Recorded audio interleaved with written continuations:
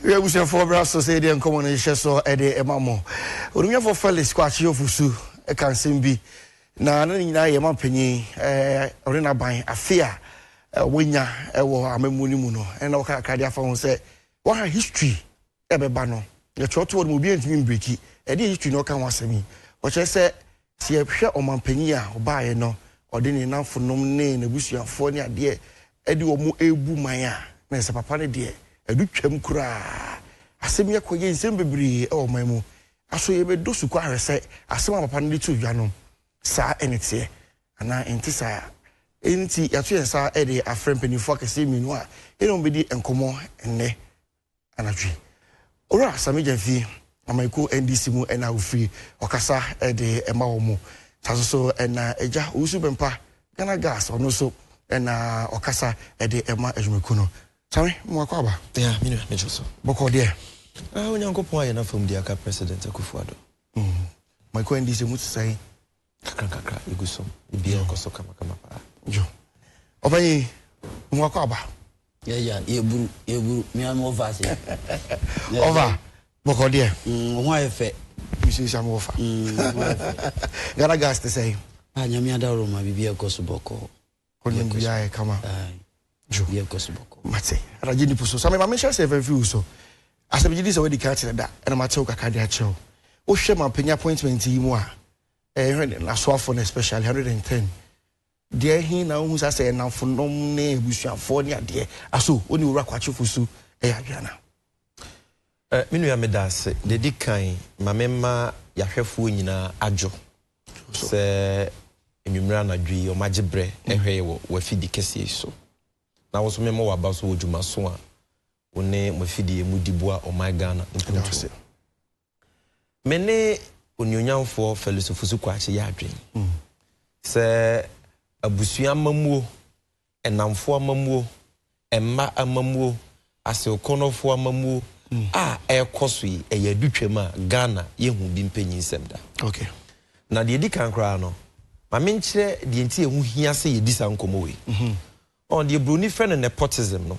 Eya de a utu kwan kɔ nkro ahodo matu mpon nyina so a eya de a eya achiwade eya de obi akasetia. Isan se esei oman. Se yeto aba eyi mpanyimfo a de yehwe ne se de di kan. Mpanyimfo no akwanya wo ho so mo bema kruma ne amanfo adwuma no. Ewo se koma obi biara. Okay. Emfa ho ni abusua wo frim. Emfa ho ni kura wo firi so. Emfa ho ni efia ofrim.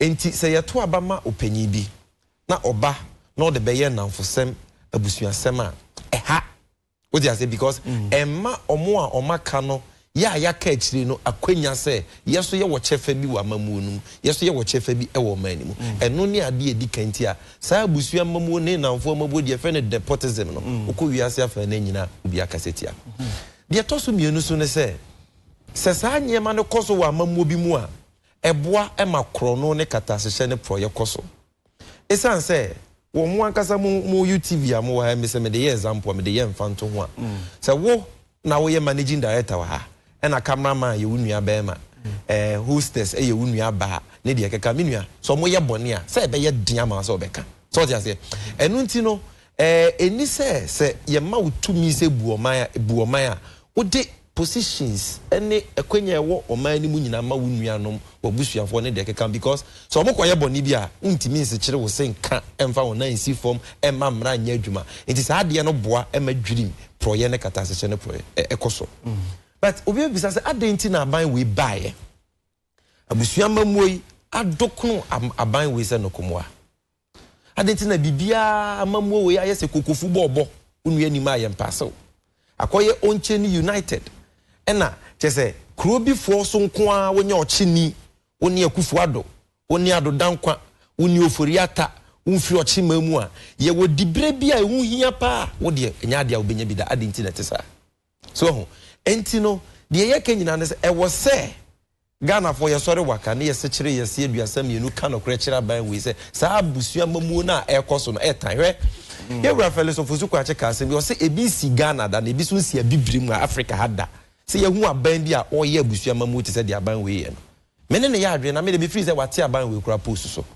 because the course no wo wiase afa na nyina abakose mo bi si that in the history of the world man panyin bia ni wa baba ya abusu amamu say da even India me of Uganda Mobutu Sese Seko of Congo omunyina anye de mampanyi president Akufo-Addo okay na ahwefo e bia me ke obi beka sa amanyosem na meka enya amanyosem ye no kretro do hwe ye to abama MPP for mo betena konwa so no de omudi kan ye ne se mpanyufo a omo wa aban we mu nyina no omo bedi kan ahwe omo mma ene omo abusuafo enti mampanyi His Excellency Nana Addo Dankwa Akufo-Addo na menua odi kan start here and for the first time wo Ghana yabakosemu Oma ono ankasa ne ba post eye Jankroma Akufo-Addo say onko Creative Arts Council because na ni giagudie ho no onko that board so a ene President Akufo-Addo for the first time in the history of Ghana ono nko ne mampenya wa ma ne ba post ne ba ne gi per diem ne ba ne gi aketua ne ba no chese oje sika ne bibia o yes adwuma na bia ka onua ba bi betimi ayo so mampenyi dia ma ne baba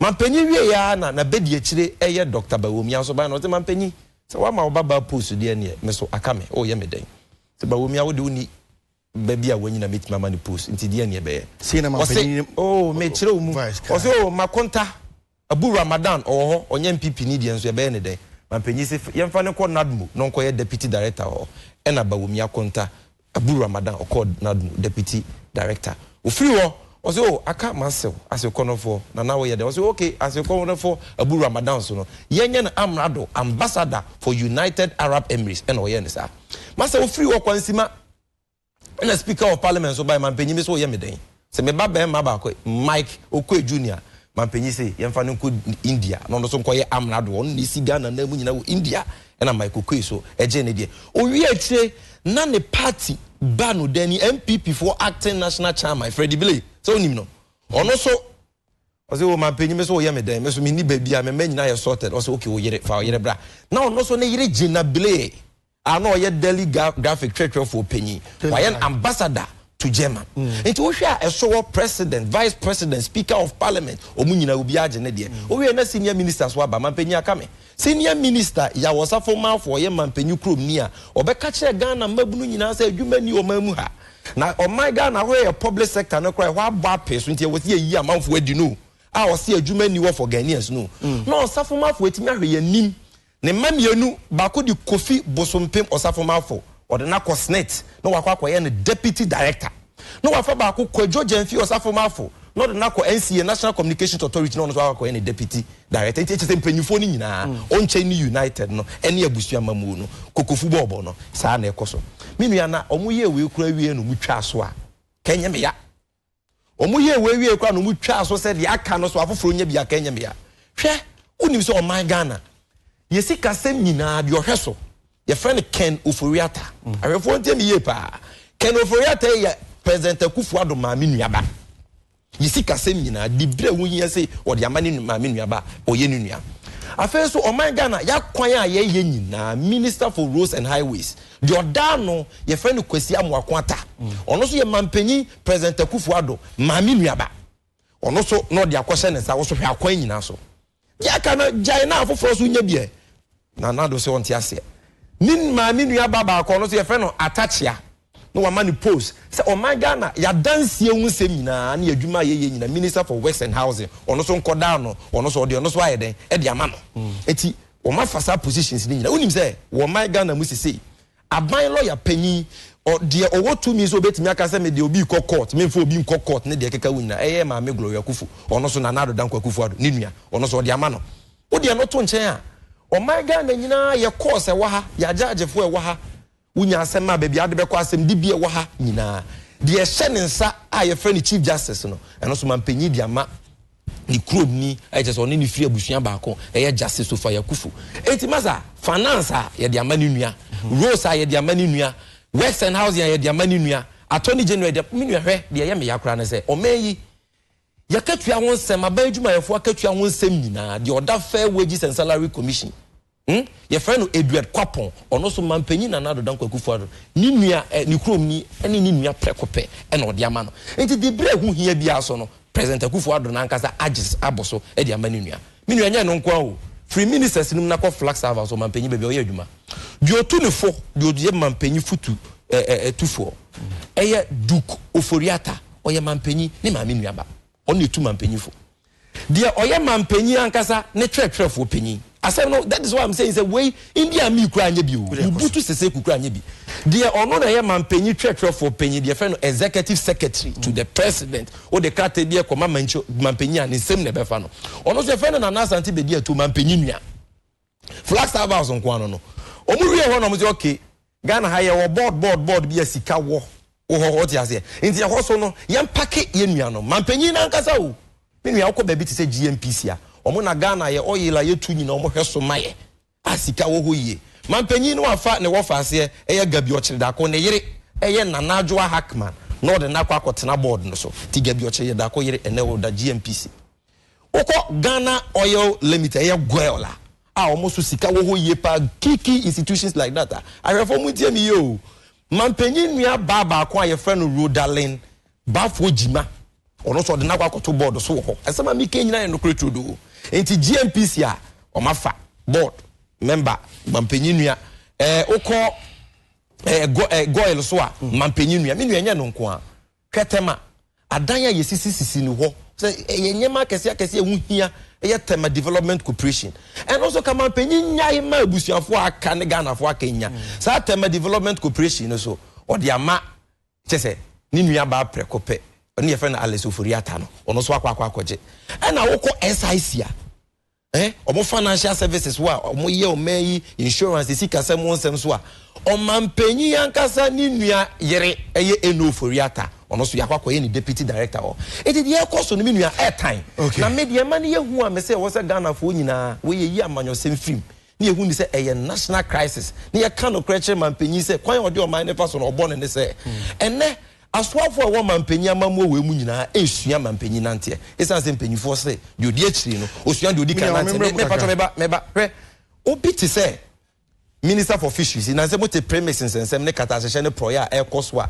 premises wo se de koma afarefo no MPP aban we afa kwati kwanso ne kana sichi kwanso bo afarefo kro no omo gifri nkra ha enko a o man yi boka udim de ntia sa anyame ne nyina ekoso katasehye ne proya se ma meka ne bi ni o because ma me na ono ye eda fishery ministry ano no eye Elizabeth Afolikwe no ono ankasa so akofa ni nua be ma direct ye friend Joseph Botwe eno de premises sem nyina hye ne sa ene ma sa anyame ne nyina ekoso nti krono no ekoso a ontimi nka ontimi nyina di ye bisa ma me sa de nti na wakwakofa unua na president Akufo Addo anya bi minua ne qualify na menya den ma me ne ka sa pepepe na ma me ne ka ye minua metie ne life and colored na che se baby a kono eni enyan etan egu o meye ni ma se oman a ye wom position bia akwakoye abusua ba ko. This government is now a government of sons and daughters, a government of brothers and sisters, a government of nephews and cousins. Thank you. A government of natives and family members. And before Abu Mudi, Ubu Orma, Assembly on Hong Kong, Munya, Ghana for it's a moment to be who Assembly on one Kedemana Enyana. Dear me person, me say, Ubenya to me. Now the debre war Munina Wabusia for Nunia Moa. Minia, say. Ken Oforiata on the Ghana sika sensu nyina so disika e be de na mampanyaka se mampanyika se obeka pe masa ye be friend wo amuati ofori panyi fie se bra na yesi asa unim so nua no ada na akwakogu nanim ase o ti bi kan nanim asem masa se kwesi amu Oforiata disika na asa wo so mra ne nyadwuma mra be de na yadwuma because Jordan be kokota ko prosecute no na ye glo yakufun e ye ni nua mampanyi a obetimi ayi na di atwe na so no so e ye ni nua eti katasehye ne proye na ebe koso masa fa ne se mo ankasa ho UTV amwe na cameraman ogina ha ya be appointing director ya be appointing director by masa me yem fanto ho akere yenyina ya Ghana fo yen ka no kura o yen ka no krenkyere ye ho ne ye ade a enye no enye MPP ni ya enye NDC ni ya enye na cameraman ya ba be appointing as managing director wa adwuma mu a obaya cameraman na wafo mu nyina ni nua ne ma na waba be for mo fa hostess no we yi di no de ni nua ba na wafa ha no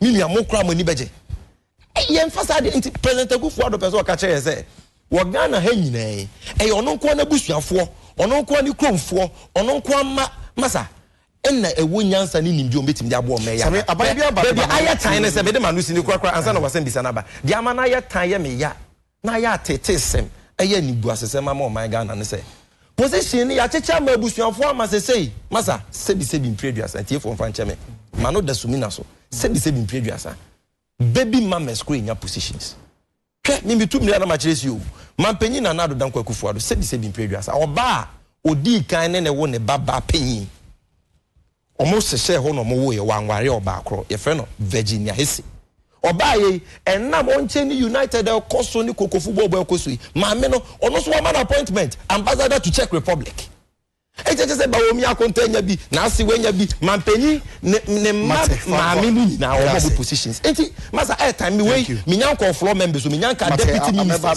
mi nyanka minister mi nyanka je se ye ka ni nyina je se no ma 10 hours na ye tene nka no that question we follow up opanyi mi sam akwa ba jaben pa yoso oda roma aban bi aba ewo oman mu a ehu se ode enafo no mu enuafo abewura mu a esei oman no ye kan kwa na se mi so a eja kwachifu su kan uhunu se ene mewura ho papa magana adan sami javi enti oti ha o ma me nim se wa betra ha kasa kire Ghana fo Epacho, you address the issue. But if you want to address my person, I will not allow you. Because I am not the topic for discussion. Let us respect ourselves. Mr. Topic don't address me. You are the moderator. Let us have this discussion in a civil manner. What kind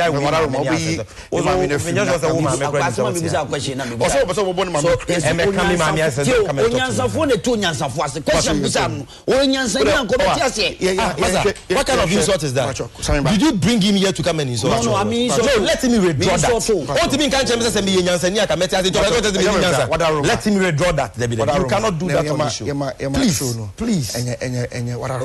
Please don't go. No, you should withdraw it. For him to you cannot be talking about wisdom here. For him to sit here and tell him that way. Call him to order. You don't have an issue. You cannot come and tell me that rubbish here. What are you saying? What do you think you are? Listen. Money Okogatemo. What are you talking about? You stay in the gutters. Listen to me. You are not talking about issues. Why are you going to call him? I will not follow you to the gutters because what are you talking about? Address the issues. Don't address me personally. Mr. Host, yeah. You were the one who started insulting me. Mr. Withdraw. Are you allowing that comment to pass? I am here because you invited me here. And another panelist is telling me that you will answer. You show where so you are on cast. I'm an inside. You show where so you are. I don't know good problem.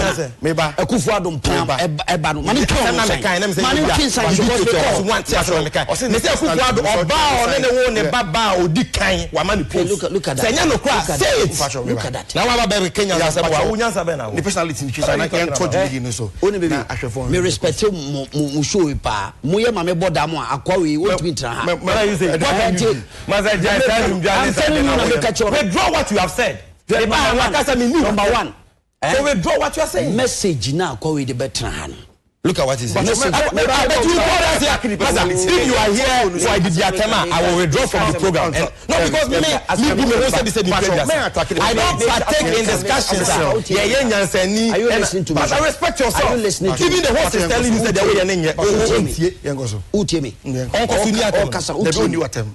so tell him, set the rules. Personal attack in your day and count. Number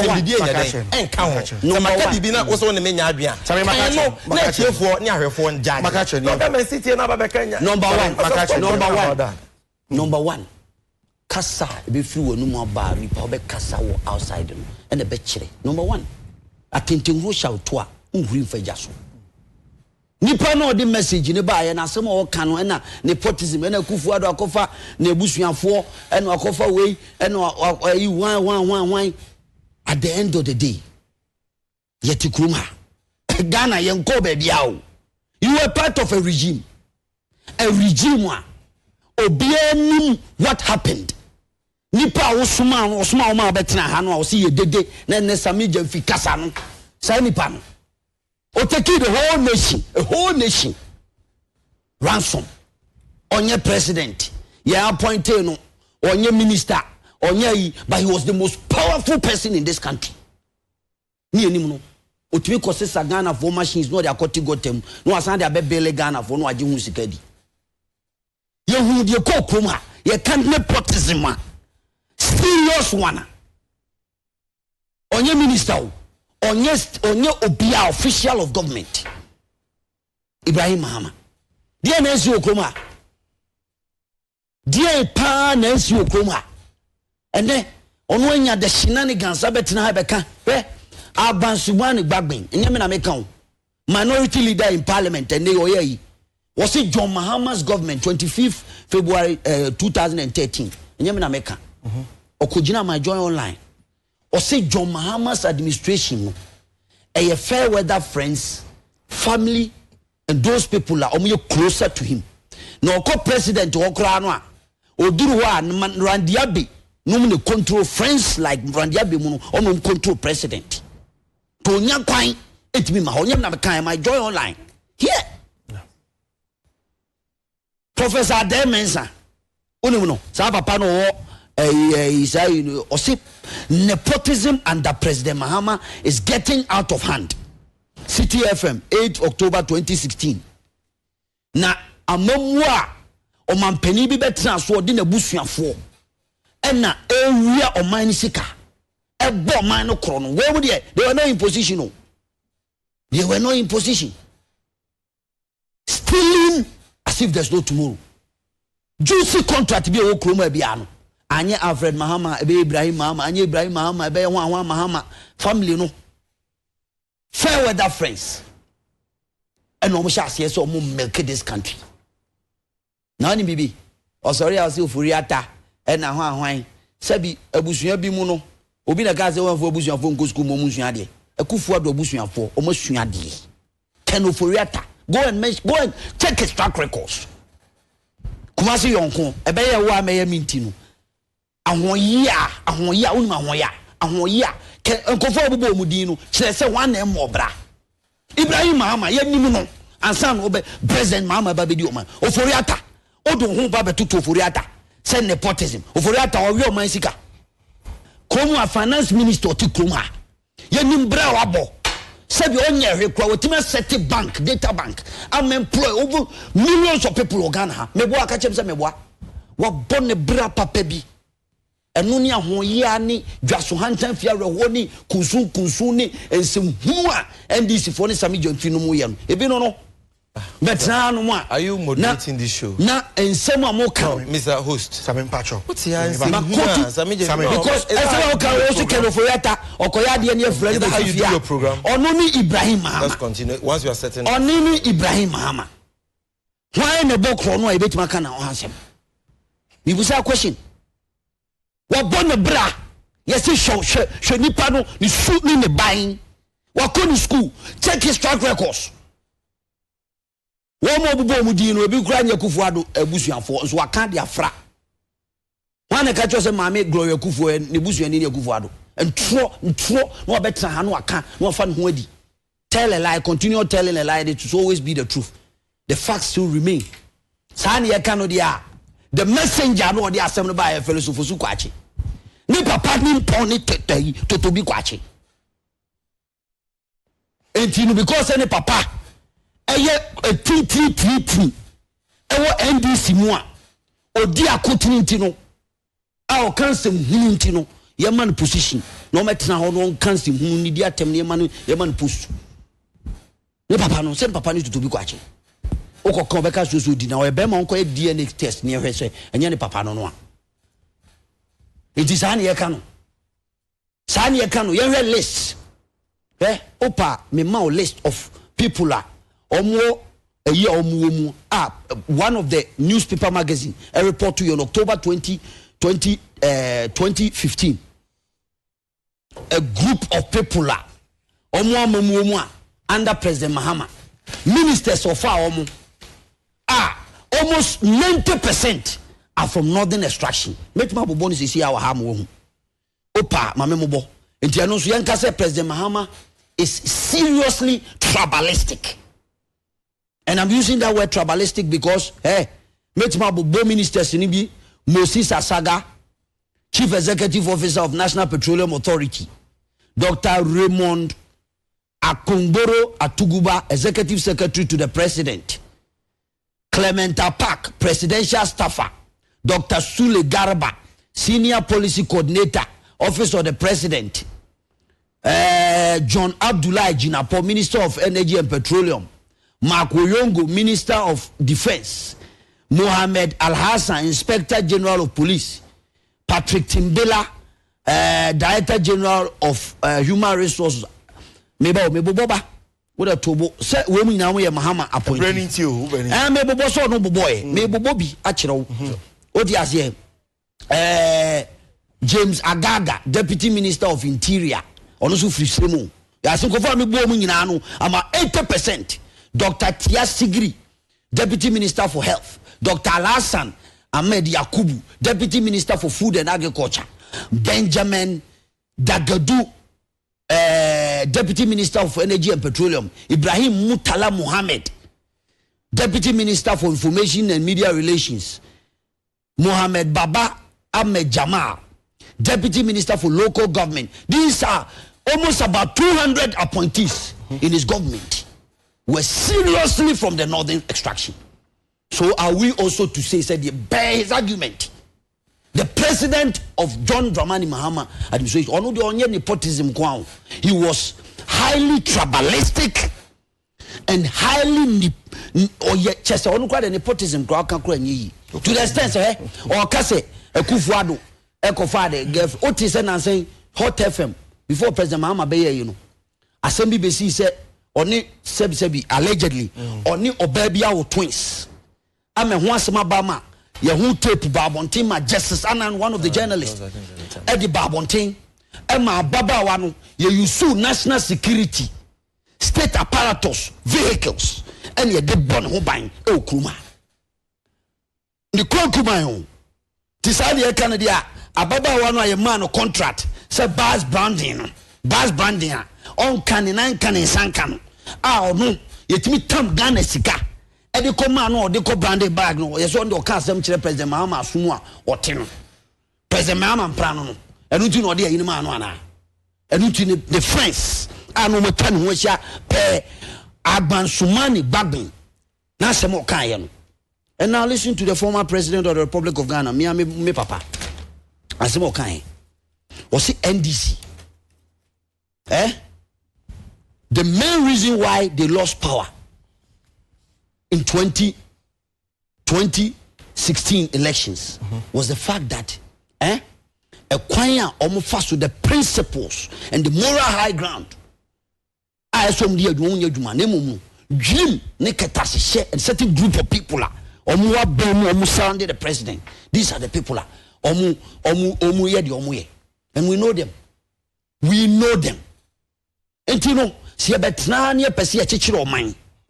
Na se sebi obi abusuafo sebi let's assume graze bedi atu sebi a obo ni din no na bedi atu akonu school papa bi wa bin obi na gaje say the president Mahama na busuani bi nko school anaze wa bin wona papa be president minister and Nkrumah munya all the opportunity to go to school. They had all the opportunity to go to school. That's why man go school no obi nua go school. That's what being that's what betima ye juma no. The competence is what we are talking about. We are not talking about a situation whereby Ninuano and Sankan and nine and so no. Obefenian Sakwanso Bomino Chrono because Ninia is president. That is the impunity that we are talking about. That is where say the family and friends a year Juma as a country family and friends in this saying. Say George Bush. Let me give you an example. George Bush. George Bush. George Bush. Ninuya Obedi president. Then Ninuya was a governor. Governor in California. Right? Ninuya no. He didn't get that position because he was not competent enough. At the end of the day, what are we talking about here?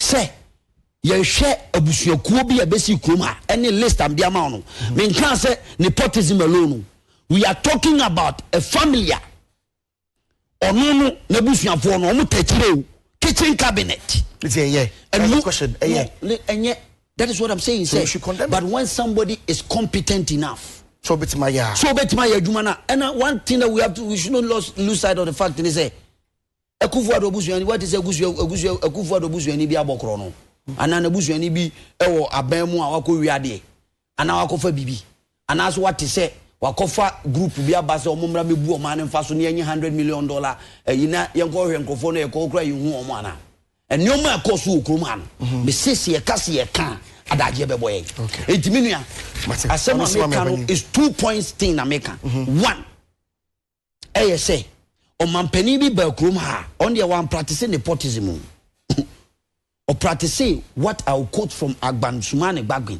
family and friends, fair weather, family and friends. We are not practicing serious tribalism at the highest level. Now let me quote the constitution of the Constitution of the Republic of Ghana. They can't say we are president now be do o man so a. Emrem muntia. I said o man o kan ye nyina ye bom. Now ma regional balance. Na wompanifo abeyi wo mama deda jumaku anu no omo ye den enkrofo a omo free various parts of the country. Say mama list. Now listen, there's more I can give you. Thank you very much. In terms of what I talked about. Oro usubempa na ebusia yete nka no. So me na obi bia ba. Na makaya futu bia me papa de ma me bra na me sha. So no se same. Se wo dware. Na wabo ho edija na wo dware. Na wotawa wo de pepa wo no sen edware na no. Na bodamini ebeyi tawo ni di komirika eni nachi. Because all the ones am awrodi nachi a uni ni mienu nyina ye hu de wabodam. Nti ene makai se futu ni pa me pese me de ye adwuma. Se bi se bi preduasa ye ba ha nya atem didi akansie ni ye be ye. E atem didi dia ebinum wa enim so mo ye masters wo su bempa no.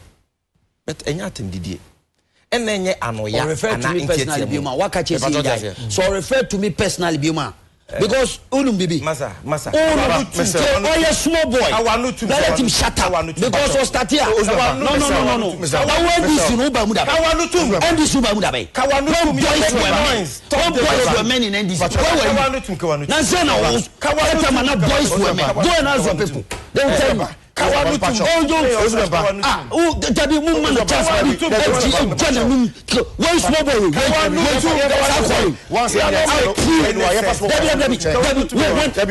obi eni o small boy anaso akokere me that's why I dream that no nya kasa so go to ma e no na be gina bejo Debbie don't even try it. Don't allow him to try that thing. Don't allow. Can I proceed? Proceed. My ready. Enti dedika. Yo pa. Me mama ha se me didi atem. Sam ya tie no be free. Ya ba ha se ya be cancel. That's yankwe. Me nua insem a okay nyina entaso no. Ababia nim. Ensem a woka na no anka so ka kekere ne ho ka kwa ne ho saa. Enti obetimi akoso we di atem a na amani mu award. Because ono de obo ni din obi anim say atem didi. The DS and on the most with that the so what I say, but I will not follow that trail because me boom me home. Ya tete young queen me das. Mako school papa, if you party papa, school na ko. School na discipline yourself. Uko school papa. All do ka second. Uko school papa. Even na go school. Because you are a joker. Oh, you are a party. Even na joker. I don't want to mind. Mr. Only me we are not voice when ya don't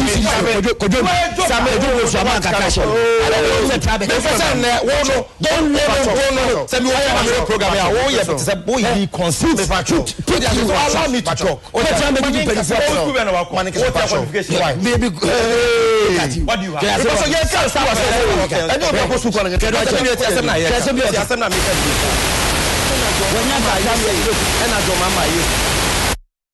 Ena jo mama yesi minua Kenyan sase wo ye century wo jo mahama na point ba ko pe mpo a wo ye nua apart from Joyce Muktari Bawa oni ni bo abusua. You cannot say anything.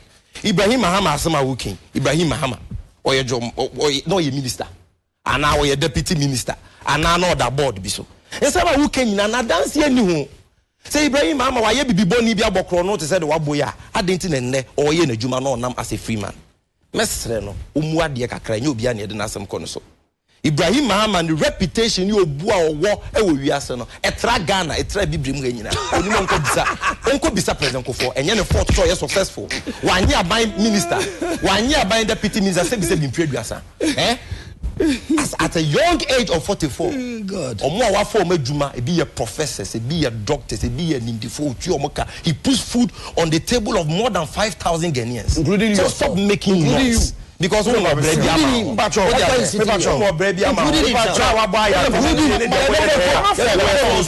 is what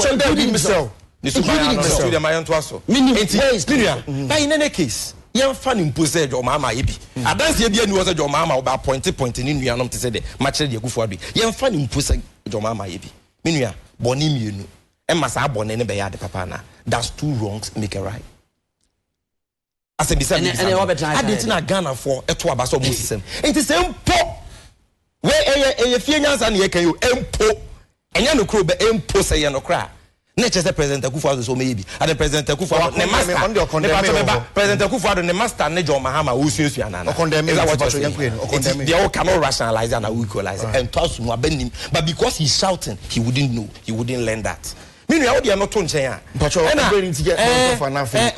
tu mira chire wisie mabobo ministers di chire media nya nokre ni ehu se wo na wo ka nokre wo na wo adanse ana meboa wotimi kem wo se Glory Akufo nya Akufo Addo nua ene wunim de wo ka Glory Akufo firi Akropon Akufo Addo ne papa firi Akropon omunya yo fori o mama let me make my point because it's legitimate omunya firi Akropon omunya yo fori kumafo unima ko bi so mase omunya nuafo etimi ka eye nokre menu ya odi ano toto nchen a e na o mako school o magbobra Ghana for mo hwe dwene a hantan a o mu da na di wo TV so dwene a hantan because MPP are back from nowhere when you post Master you were here when you was talking allow me to talk no Mr. Host Sammy allow me to make my point address no address what's na how Mobi can say what's na Mobi can say in the answer one man answer dey na maka make no don't yes I want you to you let me proceed me say minua let's go the point I am making is very simple mama examples me start if Flagstaff House my bomb ministers my trouble mama ni na dance it's one obumudi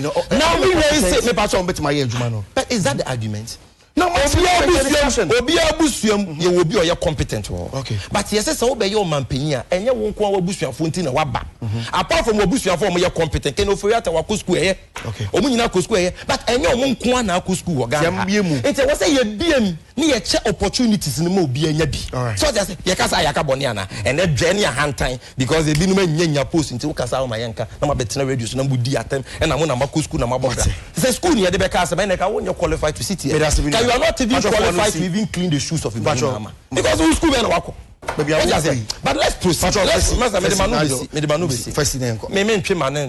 because we it's not even a debate asem papa bia ni wa waka me ba be so but asema meka nyina ne say Ghana for mo na moto abayi aban okay Minister of Finance, Minister for Rules, Minister for Works and Housing. All the ministries I've mentioned. Osafoma for say adwuma ni Ghana on the adwuma man ma. Oncheni united e koso abusua mamu e koso. Say ye pa say yara. Say ye mpeso dia. Ye sori waka. Enye obi na ba betena ababe didi mpanyifo astem ababe yesa me more dam say me dware na meta wo say na me da se baba oro asame jamfi and I said Ghana. E na ba ye tu apo ora Roma. One baby. Me do. One baby. Yes sir. Sebi say asem papa. Oh, any time now. Now ni baby. Kojo bonsu ada Roma. Kojo bonsu. Mayor of Umase. Now I have spoken to the issues. I have done justice to it. I have shown you. Papa side.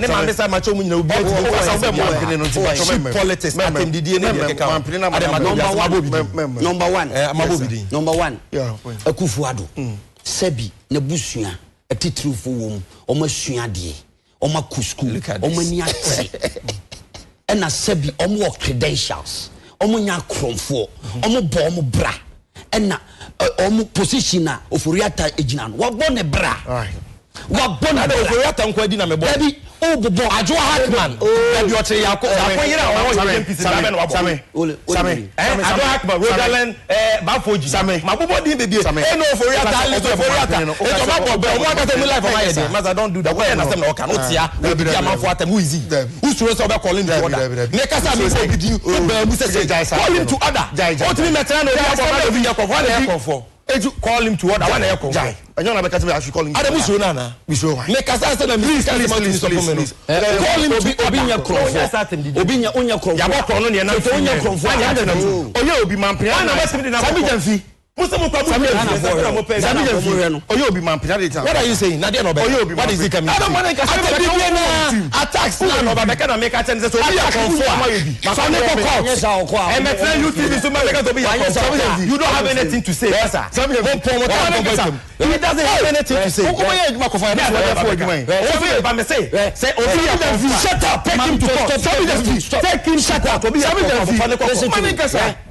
Omana betra no dey ma bottom so win me answer that what is it coming onye kromfo a o brother is president right Ibrahim mama you are not even fit to clean ko import ni o ma e dey back room ha what ya na be the to import ni o ma dey back room ha obi e dey di abodra na wo so bra wa bo onye kromfo a o be ya bra wa bo onye kromfo a Ghana for sika Ghana for uti ko fa Ghana equipment na ya ko to go sa o the engineers and planners atare ho because brother the president ba ko bet me ahwe for life ne ka because ko mama ko sika no abo 20 everybody not engineers and planners in law school. Everybody not law school. Yedi ebesi yankwa ijabetom ene ora Ernest Owusu Bempa Ghana Gas okasa ede emom obenya ha sa tree park na o ko US anu bi na wonya bi na me tia free man no temene ere obedem Owusu Bempa de te de Ghana Sami Jamfi ena yete ne kana asada fie se nko enfa ema special product no this way almost the best point almost say me ni ba amasapo kuma ena yede kasebui ede ebremo kwabna nchugu siako eni bi asada fie se koma the production team ni nyira Vida Daniel Godfred Mukaila eda bu nyira se na me yaduma e besa ehye bio e wo kasafidi so bibi ko ena se ku ya mo fa